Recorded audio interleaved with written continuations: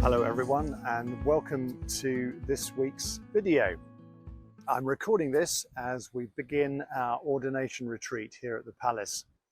This weekend we'll be ordaining 8 deacons and 5 priests to serve us in our diocesan family. Their journeys have been many and varied, but they're joined by a common sense of vocation and desire to give their lives in service to the Lord. With all the ritual and ceremony that surrounds this event, we can put them on a pedestal.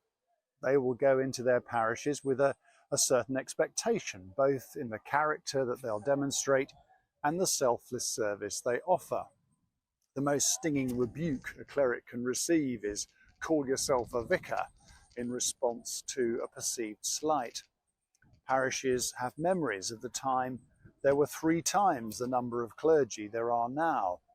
A visiting schedule to every house in the parish was stretching then. It's unrealistic now, not least because a lot of people in our parishes don't want to be visited in any case.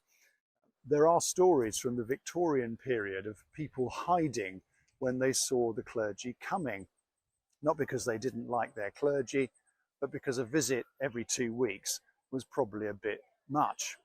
Francis Kilvert, the Victorian clerical diarist, was the curate of Cliro, i.e. he had a boss near Hay-on-Wye when the population was 217. It's no wonder Victorian clergy has so much time for butterfly and plant collecting.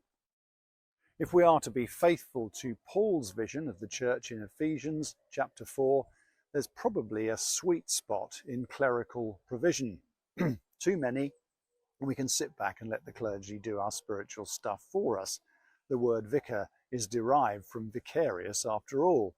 Too few and people can feel like sheep without a shepherd. When the apostles in the book of Acts were challenged that there was a differential developing in the pastoral care offered to different groups, their solution was to set apart deacons to do that practical work so they could devote themselves to the work of evangelism, teaching and prayer. Stephen, the first martyr, was one of those deacons.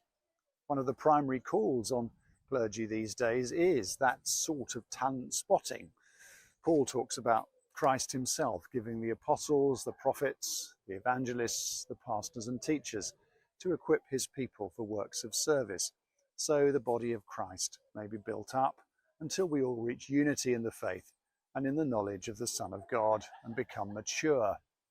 This passage is a challenge to all of us to take responsibility for the spiritual side of living out the faith, both learning to feed ourselves spiritually and looking outward to serve. The public nature of ordained ministry can lead us to think it's just about maintaining the institution by providing church services. The quip shared with clergy that you only work on Sundays has worn very thin for me over many years. Even as a vicar, Sunday was my quietest day. The rest of the week was in part preparation for Sunday, but the pastoral care, visiting, schools work, social engagement, prayer, administration, and the bewildering variety of other tasks clergy do filled the rest of the week very well indeed. I would hope that clergy and PCCs have conversations about their expectations of each other. It's the frequent mismatch, especially when those expectations are not articulated, that can lead to serious conflict. I hope those are the sorts of conversations those who are being ordained this week will be having.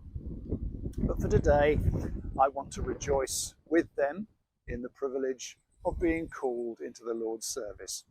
Their joy and sacrifice is an inspiration to me.